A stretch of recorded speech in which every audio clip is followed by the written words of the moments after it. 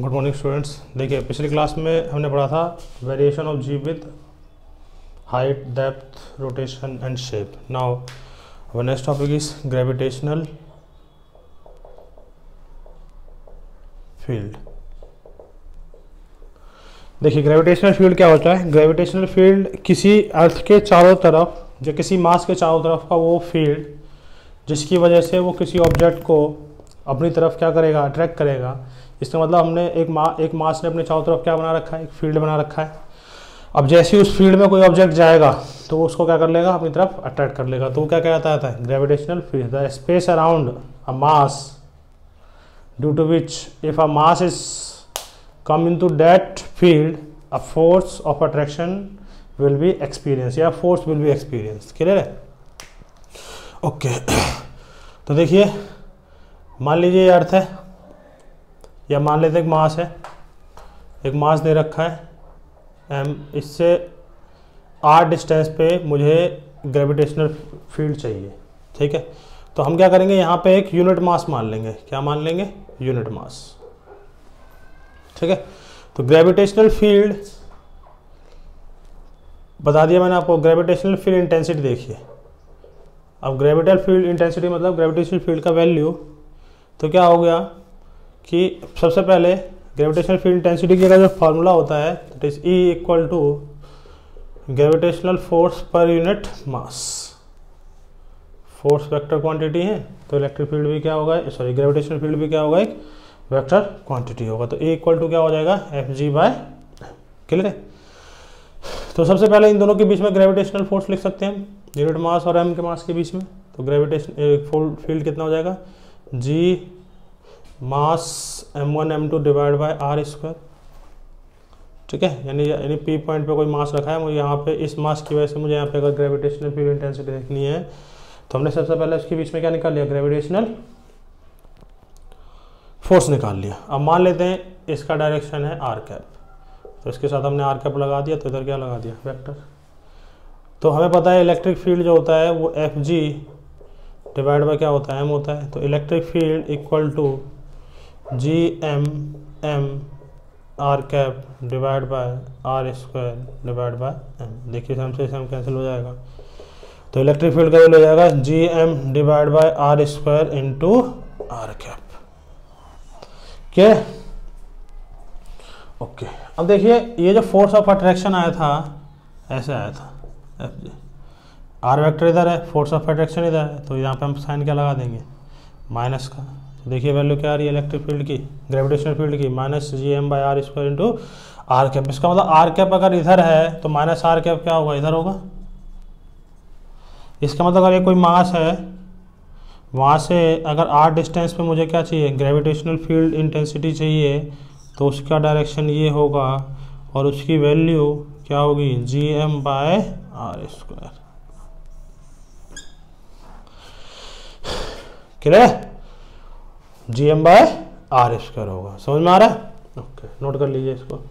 तो gravitational field समझ में आ गया। किसी भी चार्ज के चारों तरफ, किसी भी मास के चारों तरफ वो फील्ड जिसमें अगर हम किसी दूसरे मास को लाएं तो वो एक फोर्स ऑफ अट्रैक्शन एक्सपीरियंस करे, तो वो उसके चारों तरफ का क्या कहलाएगा, ग्रेविटेशनल फील्ड कहलाता है। और ग्रेविटेशनल फील्ड एक मास की वजह से r डिस्टेंस पर कितना होता है, Gm/r स्क्वायर। और डायरेक्शन ध्यान रखिएगा हमेशा मास की तरफ ही होती है इसमें।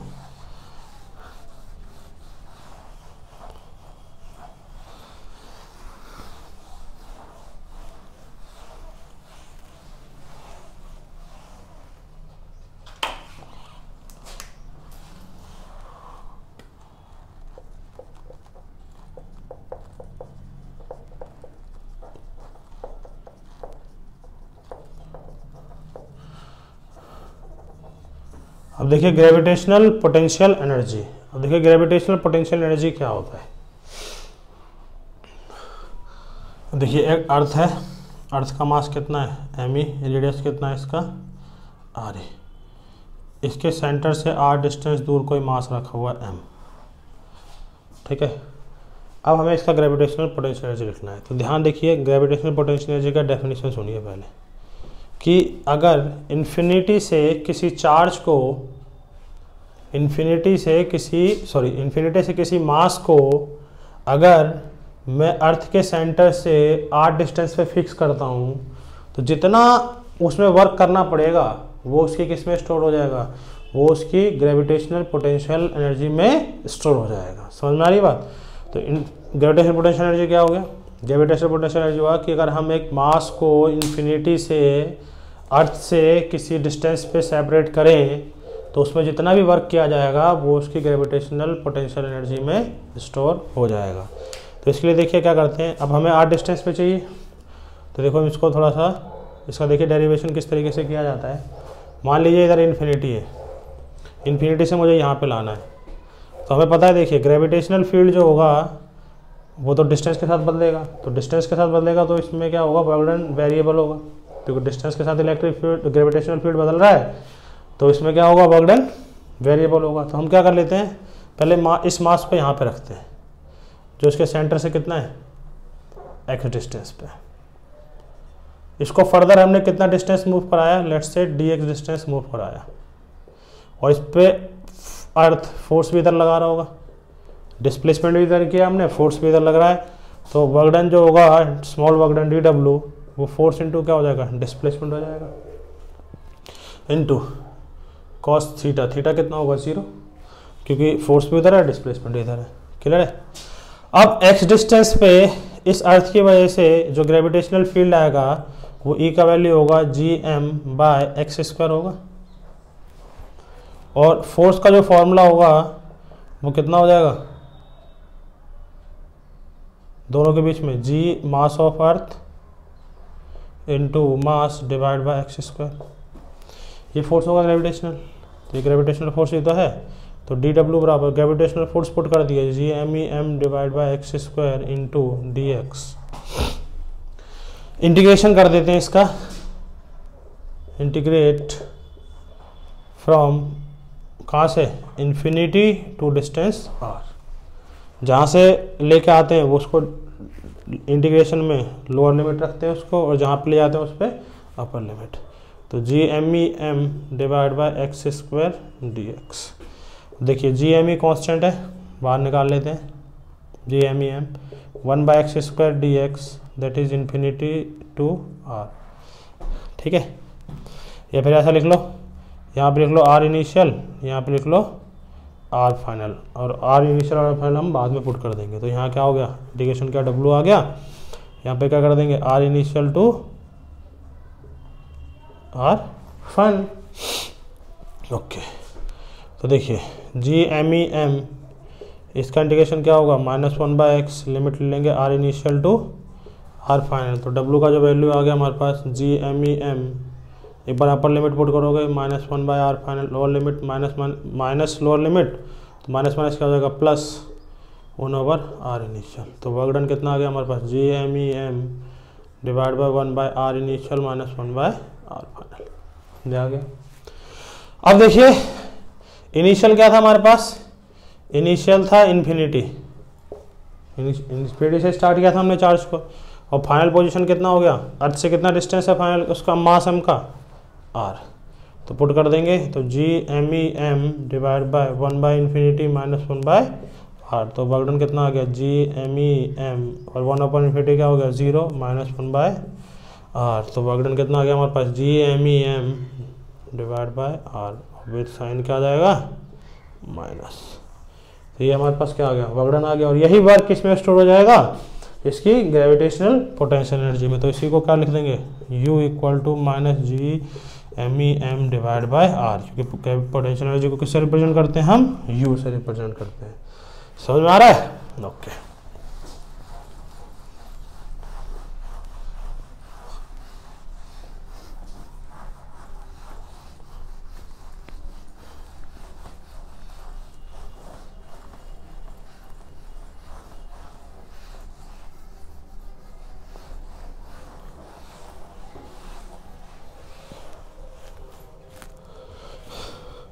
तो इसको मतलब समझिए स्टूडेंट्स, अगर एक मास है यहाँ पे m, यहाँ से r डिस्टेंस पे अगर दूसरा मास है, मान लो ये m1 है और ये क्या m2 है, अगर मुझसे पूछे what is the gravitational potential energy of this two particle system, तो u बराबर होगा -g m1 m2 डिवाइड उनके बीच का सेपरेशन।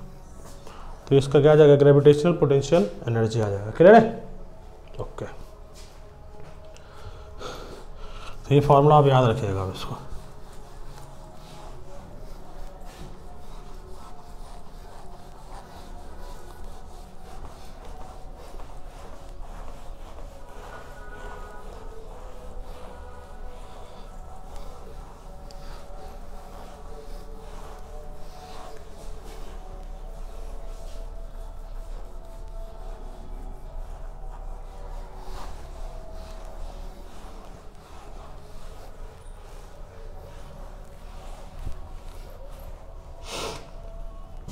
अब देखिए चेंज अब निकालना चाहते हैं, change in gravitational potential energy. ध्यान से देखिए, ये मास ऑफ अर्थ m है, रेडियस कितना है इसका r e। देखिए यहाँ पे कोई पार्टिकल रखा हुआ है तो इसको हम बोल देते हैं u इनिशियल। ठीक है, यहाँ से कितनी हाइट पे लेके गए पार्टिकल को, h हाइट पे ले गए, तो ये हमारा हो गया इनिशियल, ये हमारा क्या हो गया, फाइनल। ठीक है, तो यहाँ पे यू इनिशियल, यहाँ पे यू फाइनल। यू इनिशियल और यू फाइनल लिख लेते हैं। देखिए यू इनिशियल जो होगा वो minus G M E M divide by distance कितना है यहाँ पे आर ई है, तो आर ई लिख दिया। यू फाइनल कितना हो गया students, minus G M E M divide by distance centre से कितना हो गया, इसके सेंटर से हो गया आर ई प्लस एच। तो change in potential energy that is delta U क्या हो जाएगा, U final minus U initial. U final कितना है, minus G M E M divide by R E plus H minus U initial कितना है, G M E M divide by are e. देखिए minus G M E M divide by कितना हो जाएगा, R E plus H, और ये minus minus क्या हो जाएगा, प्लस हो जाएगा, that is plus G M E M divide by are e. Common क्या आ जाएगा students, G M e common आ गया, sorry G M E m mass of earth mass of particle 1 by R E plus H plus 1 by r. क्या r e को भी common ले लो, तो डेल्टा यू जो होगा G M E M divide by are E, यहाँ से क्या आएगा 1 माइनस क्या हो जाएगा आर ई, कॉमन आ गया है तो यहाँ 1 और यहाँ आर ई था नहीं तो यहाँ डिनोमिनेटर में लिख दिया प्लस 1। ठीक है, तो डेल्टा यू बराबर G M E M divide by are E, इसको उसको 1 minus 1 plus H by are E. थोड़ा इसको अरेंज कर दिया। अब क्या हुआ, डेल्टा यू बराबर G M E M divide by are E to 1, इसको ऊपर लेके चले गए 1 plus H by are E इसकी पावर माइनस 1। और देखिए अगर h का वैल्यू क्या हो small, if h less than R E, तो यहाँ पे क्या हो जाएगा h by are E is less than 1 हो जाएगा। लेस देन 1 हो गया तो क्या हो जाएगा, यहाँ पे हम बायनोमियल एक्सपेंशन लगा सकते हैं, तो 1 plus X raise to power n क्या होता है 1 प्लस एन एक्स के लगभग बराबर होता है। तो क्या आएगा देखिए, डेल्टा यू बराबर G M E M divide by are E into 1 minus H by are E. तो कितना हो जाएगा डेल्टा यू, देखो माइनस इसके साथ मल्टीप्लाई होगा तो 1 minus H by are E हो गया। तो G M E M divide by are E into 1 minus 1 plus H by are E, इससे कैंसिल आउट हो गया। तो डेल्टा यू बराबर आ गया हमारे पास G M E m into h divide by R E का होल स्क्वायर। ठीक है, अब देखिए हमें पता है स्मॉल जी इक्वल टू क्या होता है, G M E by R ई का होल स्क्वायर। देखिए ये फैक्टर, तो डेल्टा यू जो हो गया हमारे पास वो स्मॉल जी आ गया इंटू एम इंटू एच, तो इसका मतलब डेल्टा यू कितना आ गया हमारे पास एम जी एच। समझ में आ रहा है? तो इसका मतलब चेंज इन पोटेंशियल एनर्जी जो होता है वो एम जी एच के बराबर होता है। और हमने पढ़ा भी था ग्रेविटेशन वाले उसमें वर्क ऑफ एनर्जी चैप्टर में, अगर अर्थ की सरफेस अगर हम एच हाइट पे जाएंगे तो वहाँ पे पोटेंशियल एनर्जी का वैल्यू कितना हो जाएगा M G H. Change initial तो 0 है, फाइनल हमारे पास कितना हो जाएगा एम जी एच हो जाएगा। क्लियर है? तो ये जब भी होता है जब हाइट का वैल्यू क्या हो स्टूडेंट्स, हाइट का वैल्यू कम हो। अगर हाइट का वैल्यू ज़्यादा होगा तो चेंज इन पोटेंशियल एनर्जी हम mgh नहीं लिख सकते। क्लियर है? ओके, नोट कर लीजिए इसको।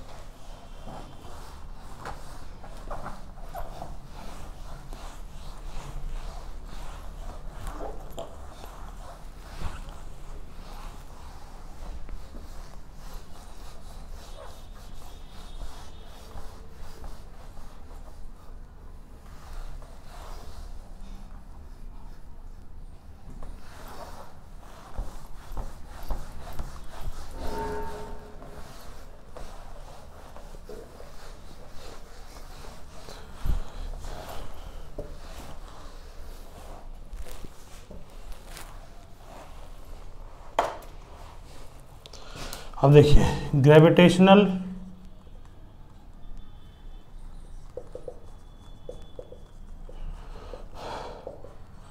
Potential energy of system of particle.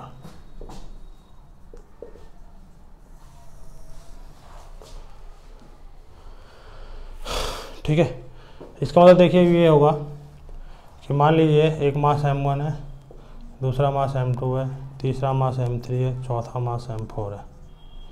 इसके बीच का सेपरेशन r1 है, इसके बीच का सेपरेशन r2 है, इसके बीच का सेपरेशन r3 है, इसके बीच का सेपरेशन r4 है। मुझे इसका, अब इसमें कितने पार्टिकल्स हैं स्टूडेंट? 4 पार्टिकल्स हैं। तो मुझे इसका ग्रेविटेशनल पोटेंशियल एनर्जी लिखना है। ठीक है, और यहाँ से इसका डिस्टेंस दे रखा है मुझे, लेट से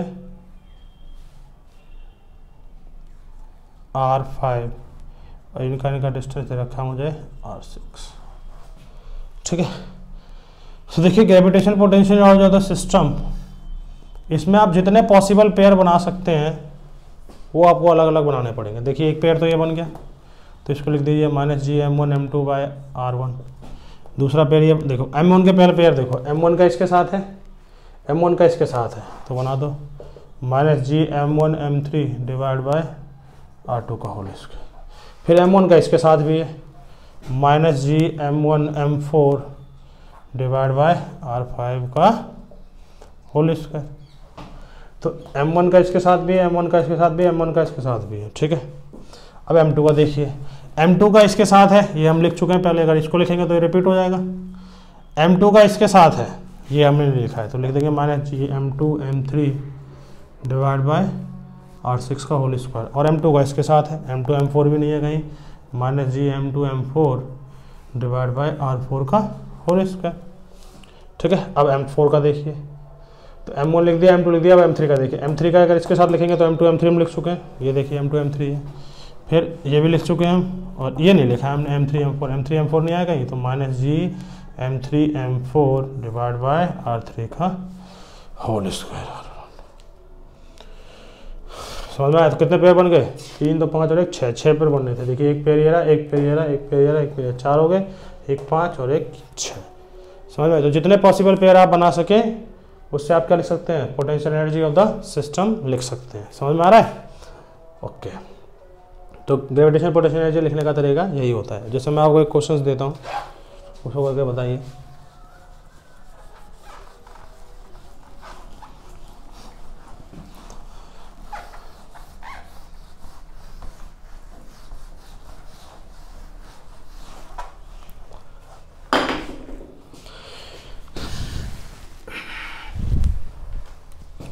देखिए मान लीजिए 4 मासेस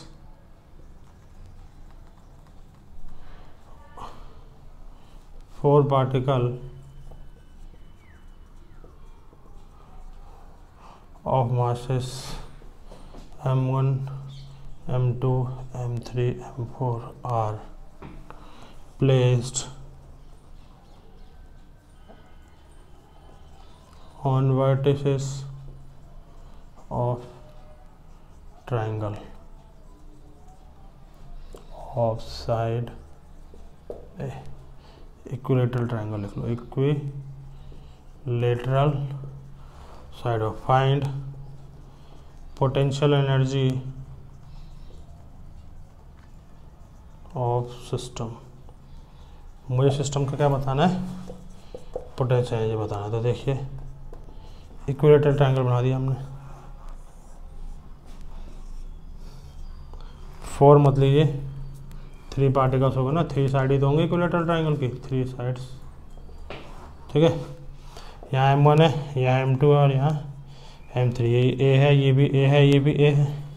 तो पोटेंशियल एनर्जी पूछ रहा है हमसे। तो देखिए पोटेंशियल एनर्जी क्या होगा, पहले तो इसका इसके साथ होगा, तो ये हो जाएगा -G M1 M2 divide by, फिर इसका इसके साथ हो जाएगा -G M1 M2 divide by A M1 M3, फिर इसका इसके साथ हो जाएगा -G M2 M3 divide bye A। ठीक है, समझ में आ रहा है? ओके, देखिए पिछले वाले में हमने शायद स्क्वायर कर दिया है, ठीक है, उसको ध्यान फिर से उसको बता देता हूँ। स्क्वायर हो गया शायद पिछली बार में ना, हमें स्क्वायर नहीं लिखना है उसको, क्योंकि ग्रेविटेशनल पोटेंशियल एनर्जी में सिर्फ डिस्टेंस आता है, स्क्वायर नहीं आता उसका। चलो फिर से उसको देखो पिछले वाले को।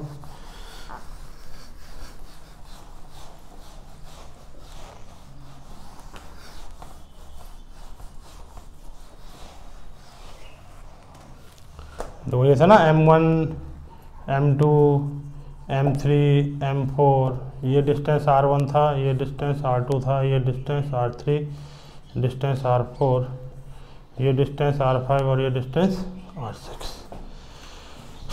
तो देखिए इसमें पोटेंशियल एनर्जी लिखना था, तो ये होता हमारे पास -G M1 M2 बाय, यहाँ पे मैंने स्क्वायर लिया, तो R1 ही लेना है, स्क्वायर नहीं करना है, क्योंकि पोटेंशियल एनर्जी के फॉर्मूले में स्क्वायर नहीं आता। मेरा थोड़ा वो चल रहा था कि मैंने उसका फोर्स समझ लिया था, फोर्स करके वो फार्मूला आ जाता है ना स्क्वायर वाला, तो उसको हमें ध्यान रखना है। इसमें ये मिस्टेक हो जाता है, गड़बड़ हो जाते हैं क्वेश्चन में। तो -G M1 M2 bye R1, फिर इसका कर देंगे -G M2 M3 G M2 M4 divide bye R3 minus इसका इसके साथ हो गया -G M3 M4 divide bye F4, इसका इसके साथ हो जाएगा -G M1 M3 divide bye R2, फिर इसका इसके साथ बन गया एक -G M1 M4 divide bye R5, फिर इसका इसके साथ बन गया -G M2 M3 divide bye R6। इसके अलावा और पॉसिबल पेयर नहीं होता। हमने पिछले में शायद ये लग रहा है कि मैंने इसका क्या कर दिया है, स्क्वायर कर दिया है, तो आप उसको क्या कर लेंगे, स्क्वायर नाम मान करके आप ये वाला मान लेंगे। क्लियर है? क्योंकि पोटेंशियल एनर्जी के फॉर्मूले में क्या होता है, U इक्वल टू होता है -G M1 M2 bye R। ठीक है, ये बात हमें ध्यान रखना है। ओके, नोट करिए इसको, फिर एक और क्वेश्चन कर लेते हैं इस पर।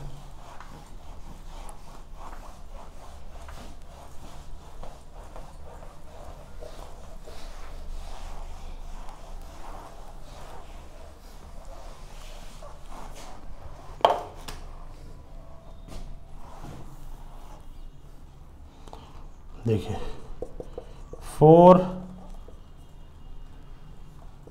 Particle of masses M1 M2 M3 M4 are placed on vertices of a square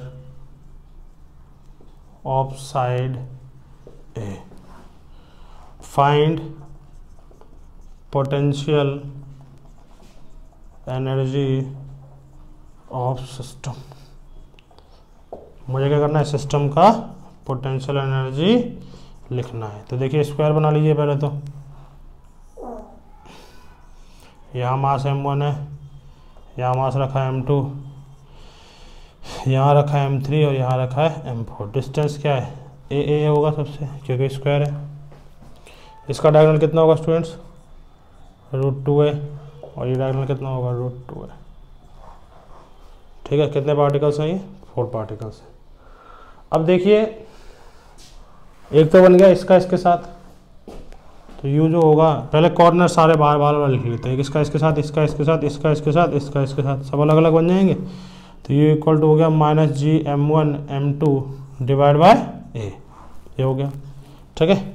फिर लिख लेंगे m2 का m3 के साथ minus G m2 m4 divide by A, m2 का m4 के साथ लिख लिया। फिर m4 का m3 के साथ minus G m4 m3 divide by ए।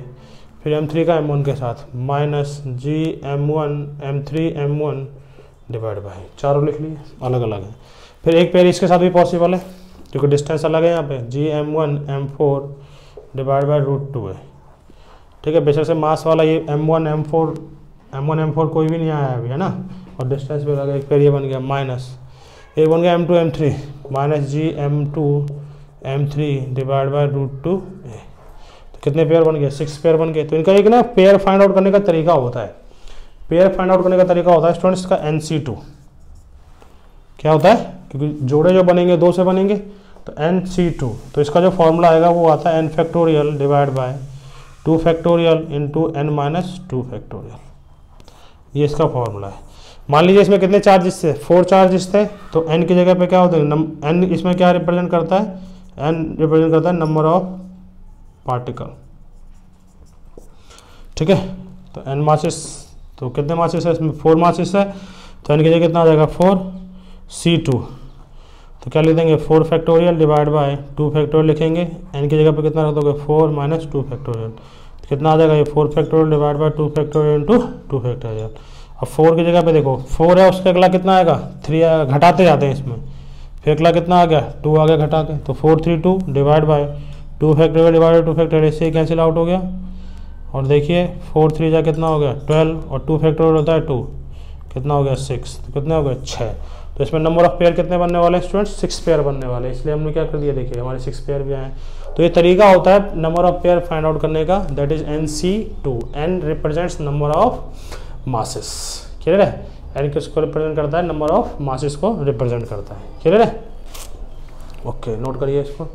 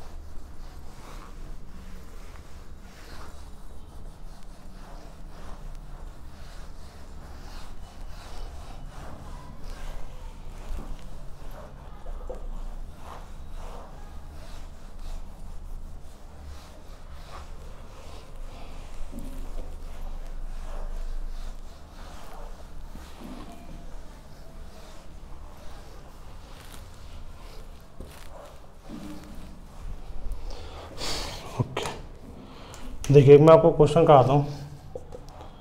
एक अर्थ की देखिए सरफेस है, that is earth surface.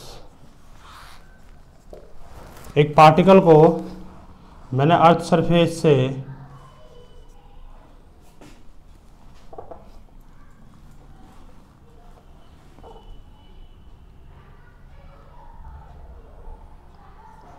(200 metre per second की स्पीड से फेंका। हमसे पूछ रहा है, देखो इफ क्वेश्चन है, if a particle is throne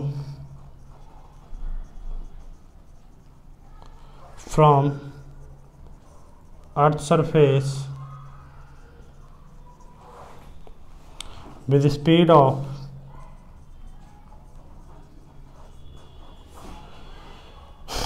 200 metre per second, find maximum height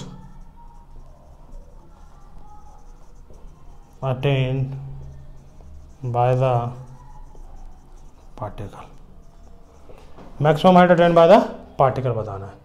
तो देखिए मैक्सिमम हाइट का फॉर्मूला हमें पता है स्टूडेंट्स, एच मैक्स बराबर हमने पढ़ा भी है काइनेमेटिक्स में, u²/2g होता है। u कितना है? 200, इसका whole square divide by 2 into G कितना ले लेते हैं?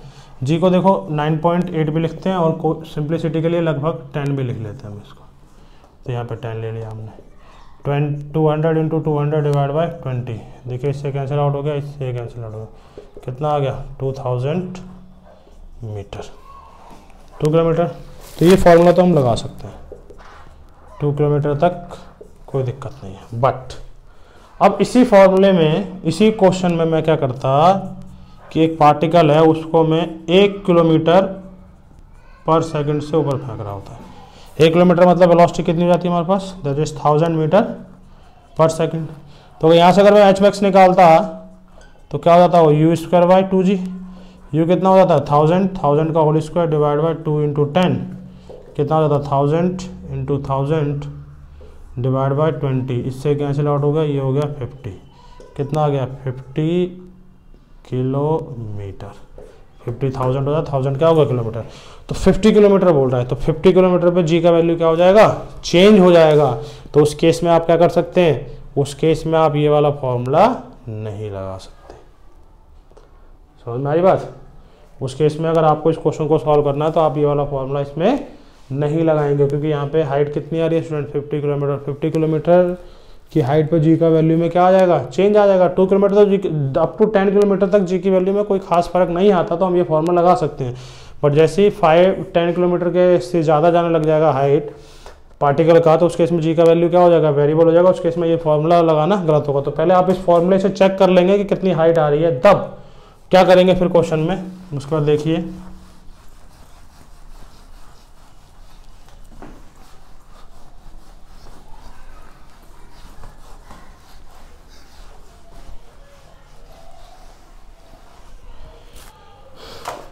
कितना था ये, 1 किलोमीटर पर second, that is 1000 kilometre per hour.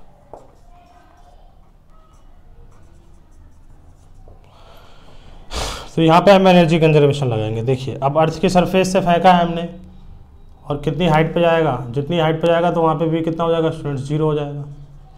ठीक है, तो बस देखिए अर्थ की सरफेस पे यू इनिशियल के इनिशियल लिख लोगे, यहाँ पे यू फाइनल और के फाइनल लिख लोगे। तो एनर्जी कंजर्वेशन लगा दोगे, E initial equal to E final, that is U initial plus K initial equal to U final plus K final. तो यू इनिशियल कितना होगा, अर्थ की सरफेस पे रेडियस कितना है इसका, आर ही है, तो minus G mass of earth, mass of particle divide by radius of earth plus half mass into velocity. Velocity कितना है 1000, इसका whole square equal to final potential energy minus G M E M divide by R E plus H plus half mass into velocity. Velocity कितनी होगी वहाँ पे, यहाँ पे velocity 0 हो गई है, तो कितना हो जाएगा हाफ इंटू एम इंटू 0 का होल स्क्वायर। तो यहाँ से एच निकालोगे। तो इस क्वेश्चन में हमें देना पड़ेगा मास कितना, मान लेते हैं इसको हम लेट्स से 5 kg। तो जहाँ जहाँ मास है वहाँ पे क्या कर दोगे 5 kg पुट कर दोगे, और बाद में मास ऑफ अर्थ भी पुट कर दो, कितना 6 इंटू 10⁻²⁴। समझ में आ रहा है। तो ध्यान रखिएगा, अगर पहले तो आप फॉर्मूला एच मैक्स का यू स्क्वायर बाय 2g लगा लें, और देखें कि अगर वो जी की वैल्यू के आसपास तो नहीं जा रहा है, मतलब एच मैक्स जो है वो 10 किलोमीटर से अगर ऊपर चला गया, तो समझ जाइएगा आप कि हमें वहाँ पे H max equal to U square by 2g नहीं लगा सकते। तो हमें अगर क्वेश्चन को सॉल्व करना है तो हमें वहाँ पे क्या लगाना पड़ेगा, एनर्जी कंजर्वेशन लगाना पड़ेगा। क्लियर है, ओके, थैंक यू।